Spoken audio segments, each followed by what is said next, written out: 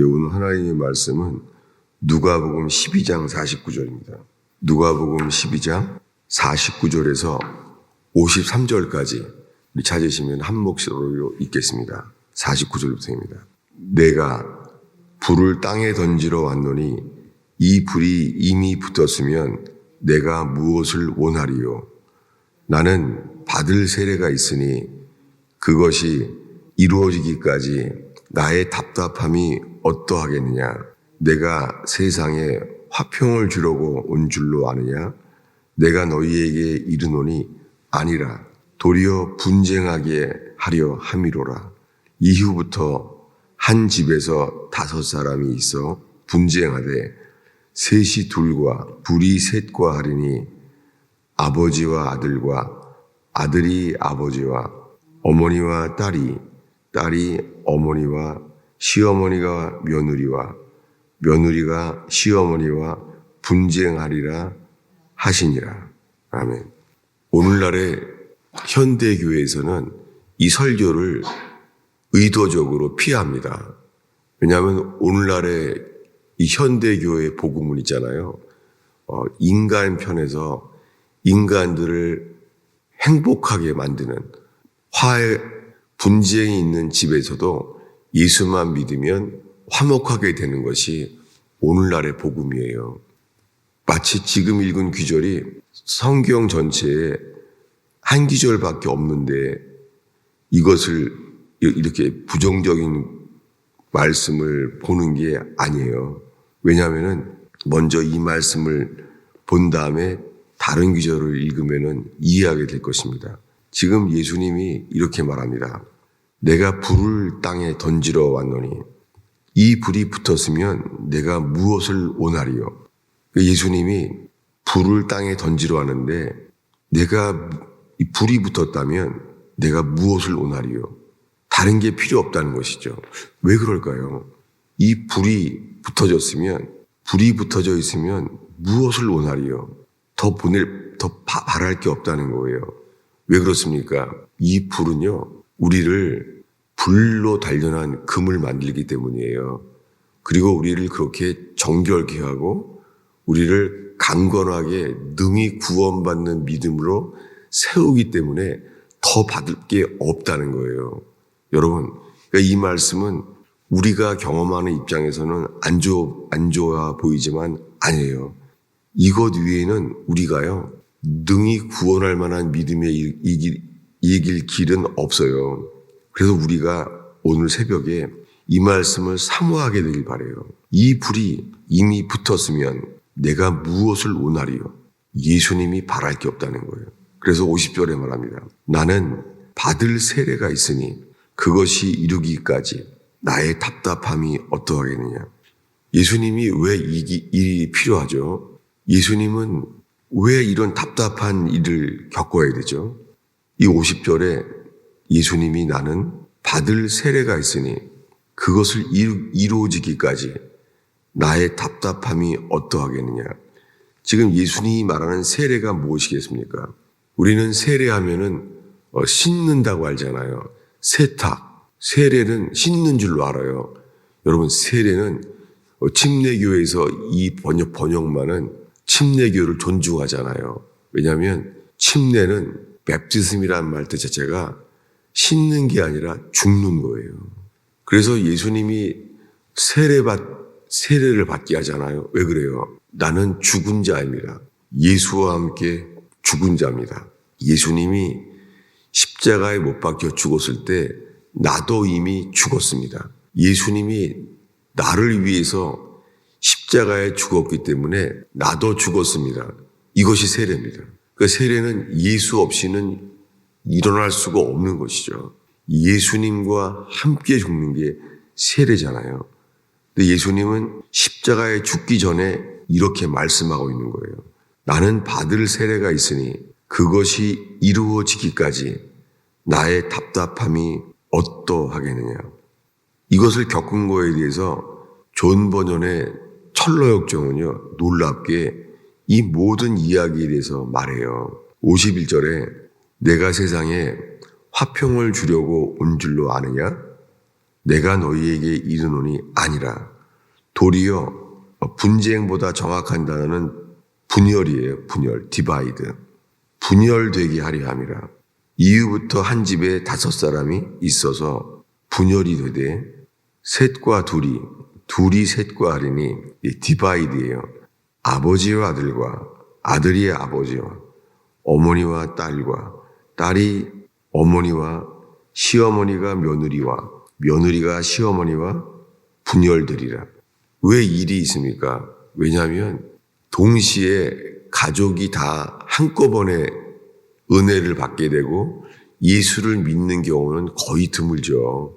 누군가가 먼저 온전히 주님께 붙어 있기 전에는 이 일이 일어나는 일은 참 드물죠. 빌립보 간수처럼 자결을 하려고 하는데 그 빌립보 간수가 자결을 하려고 할 때 사도 바울과 실라가 그 고문을 받은 속에서도 찬미하며 기도할 때 그때 빌립보 간수가 자살하려고 했을 때 네 몸을 상치 마라.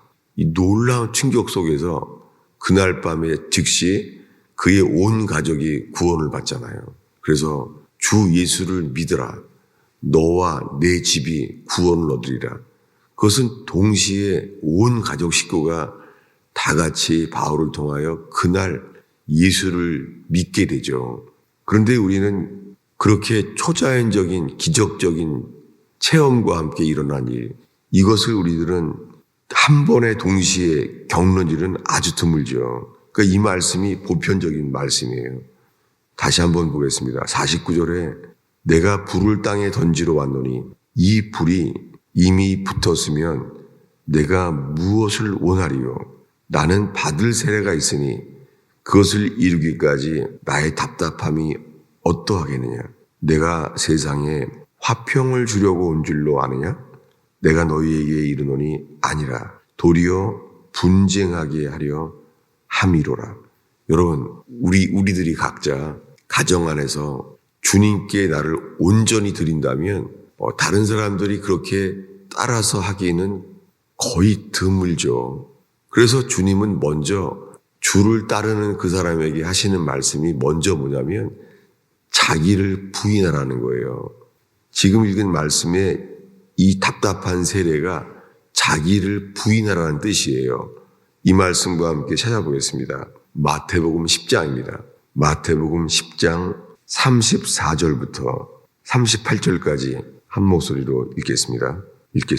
내가 세상에 화평을 주러 온 줄로 생각하지 말라. 화평이 아니요 검을 주러 왔노라. 내가 온 것은 사람이 그 아버지와 딸이 어머니와 며느리가 시어머니와 불화하게 하려 함이니 사람의 온수가 자기 집안 식구리라. 아버지나 어머니를 나보다 더 사랑하는 자는 내게 합당하지 아니하고 아들과 딸을 나보다 더 사랑하는 자도 내게 합당하지 아니하며 또 자기 십자가를 지고 나를 따르지 않는 자도 내게 합당하지 아니하리라. 자기 목숨을 얻는 자는 잃을 것이요 나를 위하여 자기 목숨을 잃는 자는 얻으리라. 오늘 본문 말씀이 똑같죠. 누가복음 12장에 읽은 내가 이 땅에 온 것은 이 땅에 불을 던지러 왔다 하신 말씀과 똑같죠. 근데 우리들은 이 마태복음 10장 말씀이 더 좀 알려져 있죠. 지금 읽은 말씀에 내가 땅에 화평을 주러 온 줄로 생각하지 말라. 화평이 아니라 검을 던지러 왔노라. 여기 검을 주러 왔다는데 1번이라는 그 난해 주석이 있죠. 거기에 보면 던진다고 되어 있죠. 그러니까 예수님이 쓰신 단어가요. 이 검을 던지러 왔다는 것이요. 이것이 검투사들이 싸울 때에 그들 앞에서 무기를 막 던지잖아요. 그런 상황을 가리켜요. 왜냐하면 예수님을 믿는 사람은 자기를 부인하고 자기 주장을 하지 않을 거 아니에요. 그런데 가족 안에서 아직 예수를 모르고 믿지 않는 사람들은 어떻게 하겠어요? 이기려고 이 검투사가 검을 던지듯이 그렇게 하게 된다는 것이에요. 그래서 이렇게 말합니다. 35절에 내가 온 곳은 사람이 그 아버지와 딸이 어머니가 며느리가 시어머니와 불화하게 하려 함이니. 현대교회는 이 말씀을 정말 의도적으로 피해요. 오히려 제자반을 하면서 제자반을 하는 사람에게는 성경을 체계적으로 가르칠 때 꼭 필요한 말씀이죠. 이것이 오히려 강조되고 반복돼야 될 말씀인데 현대교회는 의도적으로 피하고 있는 거예요. 그러니까 예수님이 주가 되는 역사가 안 일어나고 있는 거예요. 그러니까 오늘날에는 그리스도의 공로를 믿기만 한대요. 여러분, 그리스도의 피공로가 믿기 위해서는요, 예수님이 주가 되어야 돼요. 예수님이 주가 되는 게 회개예요. 그런데 오늘날에는 예수님이 주인 되는 회개의 역사가 없이 그리스도의 공로를 믿기만 하라는 거예요. 그래서 오늘날 예수 믿으세요. 이렇게 바뀌어버린 거예요. 성경은 전체가 주께로 돌아오라. 회개하라는 거예요. 천국이 가까웠으니 회개하라는 거예요. 근데 오늘날에는 회개하라는 말씀이 없이 믿으라고만 말하는 거예요. 이것이 성경의 정도입니다. 그런데 오늘 말씀의 36절에 사람의 온수가 자기 집안 식구리라. 이 일이 왜 있습니까? 예수님이 주인 되기 위하여 이 일이 일어나는 거예요. 그런데 오늘 읽은 말씀 중에요. 38절을 읽습니다. 또 자기 십자가를 지고 나를 따르지 않는 자도 내게 합당하지 아니하리라. 여러분, 이 말씀은 구원에 필요하다는 말씀이에요. 근데 자기 십자가를 지고 뭐가 빠졌죠? 이 자기 십자가를 지고 나를 따르라는 거 앞에 말씀이 뭐죠? 이 앞에가 자기를 부인하라는 거예요. 그러니까 34절부터 37절까지가 자기를 부인하라는 거에 해당되는 말씀이에요. 이해가 돼요? 그런 단어는 안 썼어요, 예수님이. 34절부터 37절까지 전체의 예화가 가장 긴 예화가 자기를 부인하라는 거예요. 자기를 부인하라는 말씀 다음에 이제서야 또 자기 십자가를 지고 이렇게 나오는 거예요. 그러니까 자기 십자가를 지고라는 설명은 길지 않아요. 짧아요. 근데 먼저 자기를 부인하라는 말씀이 긴 거예요. 이것이 자기를 부인하라는 것으로 기억하면서 34절부터 37절까지 읽겠습니다. 있습니다. 내가 세상에 화평을 주러 온 줄로 생각하지 말라. 화평이 아니요 검을 주러 왔노라. 내가 온 것은 사람이 그 아버지와 딸이 어머니와 며느리가 시어머니와 불화하게 하려 함이니 사람의 온수가 자기 집안의 식구리라. 아버지나 어머니를 나보다 더 사랑하는 자는 내게 합당하지 아니하고 아들이나 딸을 나보다 더 사랑하는 자도 내게 합당치 아니하며 또 자기 십자가를 지고 나를 따르지 않는 자도 내게 합당치 아니하니라. 이 앞에 긴 설명이 자기를 부인하라는 거예요. 이 자기를 부인하는 거에 대해서요, 이 마태복음에 이렇게 말했습니다. 마태복음 16장을 보겠습니다.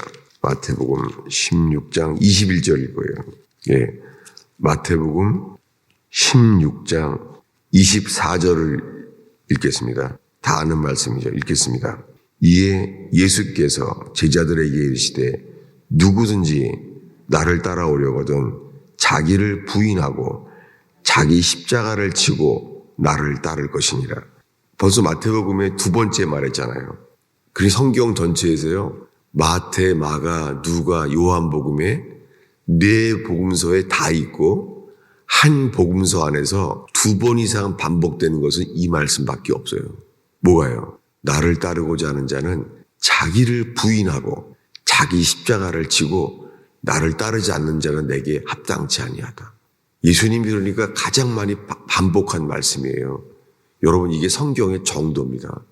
예수님을 따르고자 하는 사람은 자기를 부인하라는 거예요.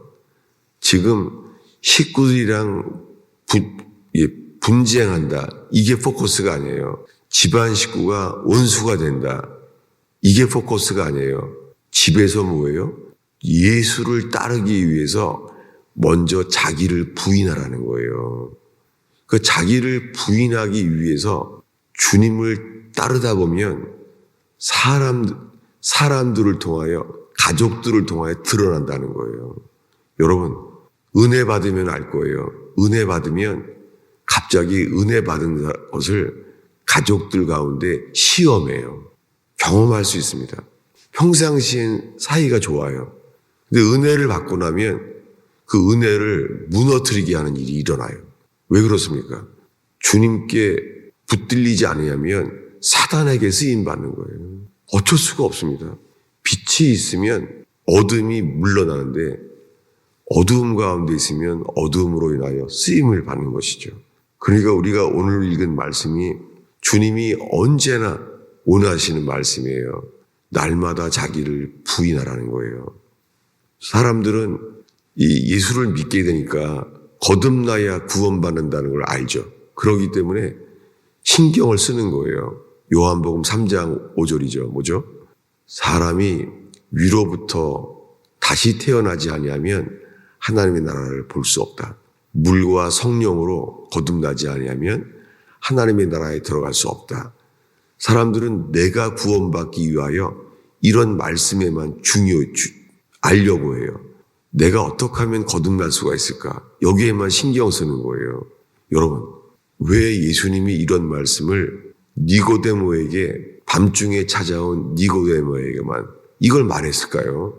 이 거듭나기 위하는 게 가장 중요하면은 마태, 마가, 누가복음에 다 기록했을 거 아니겠어요? 근데 안 했습니다. 요한복음에서 니고데모에게만 밤중에 한 말이에요. 왜 거듭나야 한다는 말을 밤중에 그 사람에게만 말했죠? 이게 필요하면 대낮에 모든 사람에게 말할 거 아니에요. 그게 늘 궁금했어요. 왜 그것을 밤중에 찾아온 니고데모에게만 1대1로 말했을까? 거듭나야 하는 게 가장 중요한 거면 모든 사람에게 말했어야 되는데 왜 마태, 마가, 누가복음에는 전혀 말하지 않았을까? 저는 거듭남에 대한 말씀을 집중하면서도 늘 이게 궁금했어요. 여러분, 왜냐하면 주님이 우리가 집중하기 원하는 것은 우리의 거듭남이 아니에요. 뭐냐면 자기를 부인하고 예수님을 따르기를 원해하세요. 여러분, 이것이 구원받는 길이에요. 근데 그분을 따르면 어떤 일이 일어나요? 불이 임하는 거예요. 불이 임해서 답답한 일이 생기는 거예요. 마지막 기절로 보겠습니다. 오늘의 본문 누가복음 12장 49절 50절을 한 목소리로 읽겠습니다.